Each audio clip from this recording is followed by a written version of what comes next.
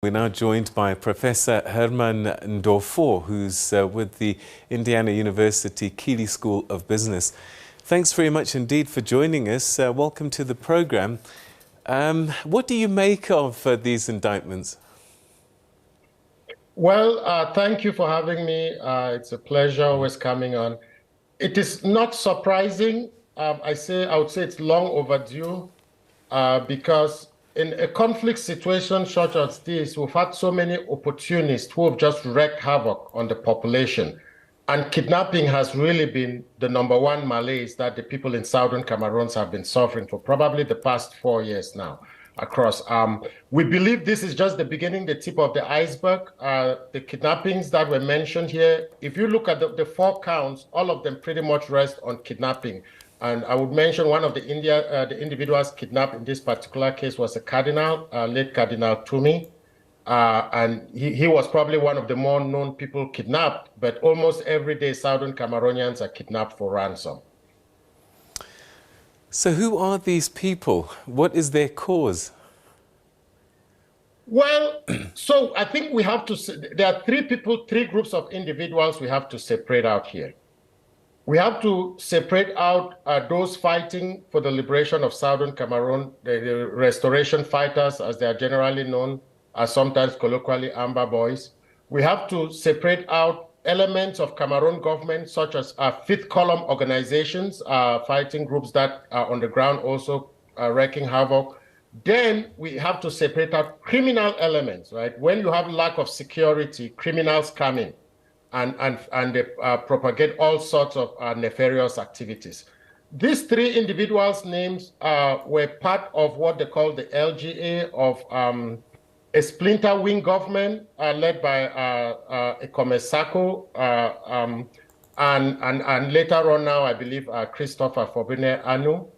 And while they started probably in 2017 as part of the legitimate leadership of Southern Cameroon trying to question independence, they quickly broke off and started doing nefarious activities, criminal activities, and probably some people believe later actually acting at the behest of Cameroon government.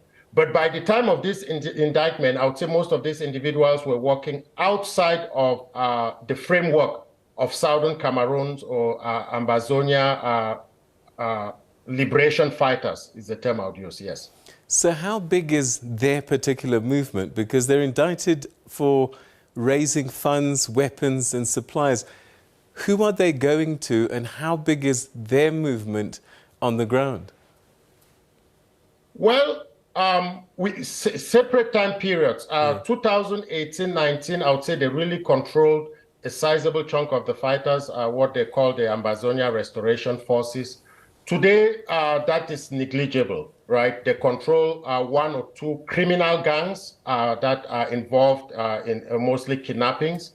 So their following on the ground is negligible. I would say negligible. It's pretty much 1 or 2 criminal gangs. So as I said, they started off as being part of more a broader legitimate movement and quickly broke off into profiteering.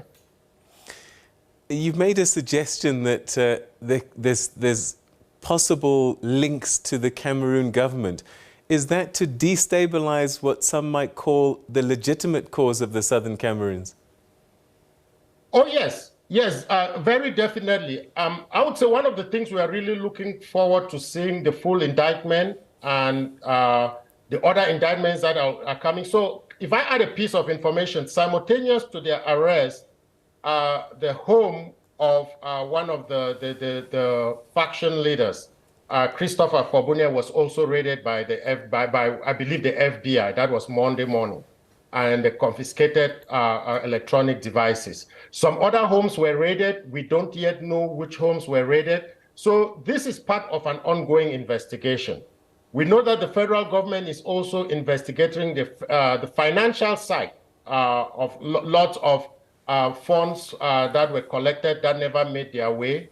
They are investigating the kidnapping, not only of this particular group. This particular group of the ARFs did some, but probably the last 2 or 3 years, it has mostly been done by a group known as Ambazonia Defense Forces, ADF, and AGOFC. that are pretty much based in the US, in Norway. The leader is in Norway, and one of the action commanders is in China, where they have been kidnapping. A few months ago, they actually kidnapped a sitting senator for ransom on any given day, a huge number. We do know that the US authorities are looking at those also. And so we're looking forward to the full report, because when you see the full indictment, where they really start tracing the sources of funds, I think many people expect and will not be surprised that if some of those funds traced would go back to members of Cameroon government, because it has really been their active policy to use fifth column groups to wreak havoc on the population as a means of sowing distrust and destabilizing the legitimate movement. Where will this leave Yaoundé if links are made by a foreign agency such as the FBI? Because it makes it difficult to downplay it. Yes, I think, one, I don't think those in Yaoundé would care, right? They have been caught doing a lot worse, and they haven't blinked. So I don't think individuals featuring in an indictment report, more than likely, the term that generally gets used by the federal system, they will be called unindicted co-conspirators. So in indictments, they try not to name individuals who themselves have not yet been indicted. And so if these individuals are out of Cameroon, they'll either go by suspect one or simply an unindicted co-conspirator. So it is unlikely that we will get names, but the description of the activities would likely point in that direction. As cases like this... I may also add that one of the key things underlying, because we have to separate out those who actually support the liberation and provide for legitimate self-defense, and which is not what we're talking here, and those who actually perpetrate criminal activity on civilian population, which is where the specific, the U.S. codes that were violated, right? So the crime here is actually providing material support for kidnapping, maiming, and otherwise killing civilians, and particularly civilians with U.S. relatives also, because there's that clause, and a lot of that has been gathering, because I will tell you that everybody from southern Cameroon in the diaspora, almost everybody has had to pay ransom to these individuals one way or another, whether they like it or not. It is almost become, most of them no longer work. They just receive money directly or indirectly from such nefarious activities. So it comes as a big relief to many southern Cameroonians that the U.S. government is putting a stop to this, and hopefully their influence, the negative influence they have on the suffering of people in southern Cameroon really gets eliminated or minimized. Is there a role for regional agencies, regional bodies, ECOWAS, African Union? Because it seems as if they know that this is going on, but for some reason, President Biya is allowed to walk among them. Yes, which is, I suppose, the unfortunate story in Africa. And I wish I could say that southern Cameroon was an exception. But I think one area we've seen really, I think, some hope. We saw what just happened with Tigray and Ethiopia. Countries like South Africa, Kenya, I would say the more responsible governments, and maybe your preceding segment may negate my statement, but the more responsible governments may become more forceful. Groups such as the Tana group, which was actually active, the Tana Commission that was active in the Tigray settlement, they can step in because they have moral authority. They have moral authority. We can count less on the regional bodies that are whose hands are politically tight, I may say. But those like the Tana group with moral authority have to step up and find a way of forcing both sides to the table. I mean, legitimately to the table, right? Not simply, right now there are rumors of some talks about talks that, would take forever, but while it's taking forever, people are dying every day on the ground. Just how bad is the situation in the southern Cameroon's part of the country? We often reduce it to Anglophone, Francophone, but I know that it's not that simple. No, it is not. I was talking to people in Bamenda just this morning. The situation is horrible. The Cameroon government in the past few months has escalated, has literally, and Bamenda is the chief town, the chief commercial capital, the commercial main town, the capital is Boya, but the commercial main town of southern Cameroon, the largest population. The Cameroon government has essentially gone up and dug up all the roads. If you think about what the French did to Guinea-Bissau as they were pulling out with the exit from colonialization, this is essentially what we're seeing. A destruction of society as it stands. You have military barracks in almost all schools. 2 weeks ago, the military killed a child in school, and the students, we're talking 12 to 14-year-olds, had to actually use stones against active military in their school.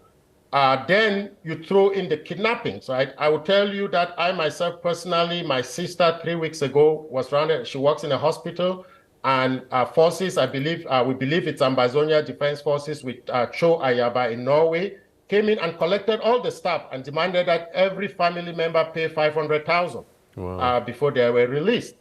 Every single day you'd call somebody, either somebody has been kidnapped, killed, or otherwise molested. So while we don't see the direct confrontational fighting inside the city itself has just devolved into a lack of rule and order.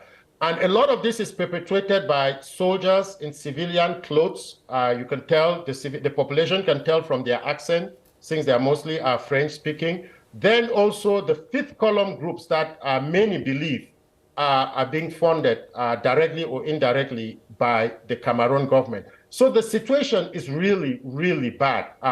What we see, and most people are beginning to describe, is this is really, with the exception of maybe Western Sahara, we're seeing the last case of colonialization in Africa towards its end, but with all the negative vestiges that many countries face as they try to end colonialization, right? I think Southern Cameroonians clearly say that this is a case of Africa on Africa colonialization. And we are seeing what the British did in Kenya as they were about to pull out what the French did to Guinea-Bissau. That is essentially what we see happening right now with Southern Cameroon. And if we could possibly, the international community could possibly enforce a way to get observers, because all of this is being done without much coverage because observers are not allowed on the ground. Médecins Sans Frontières has been banned from the area. Almost no NGO is allowed to operate, or journalists allowed to operate, or pictures being taken or circulated without government censorship. So it makes it very difficult to air out or to disseminate information about all the atrocities that are taking place. But once again, we really hope that what the US government has started doing is a first step. We hope that many more comes. We hope it also matches it with sanctions against identified members of the Cameroon government that are participating in these atrocities. Here we're talking about the leadership of the B, the leadership of the SED, where they have the torture chambers that are torturing a lot of the individuals. And I would also add ministers of government that directly are responsible for some of these agencies that are committing the atrocities on the ground. These individuals are well known to the international community. The US government knows them very well. And lots of them have their bank accounts and resources in the West. And so if the US starts enforcing Russia-type sanctions on the government of Cameroon, I strongly believe that they will come to the table very quickly to negotiate an end to this crisis, and this war especially. Professor Ndofo, always good talking to you. Thanks for giving us an update tonight. Thanks for your time.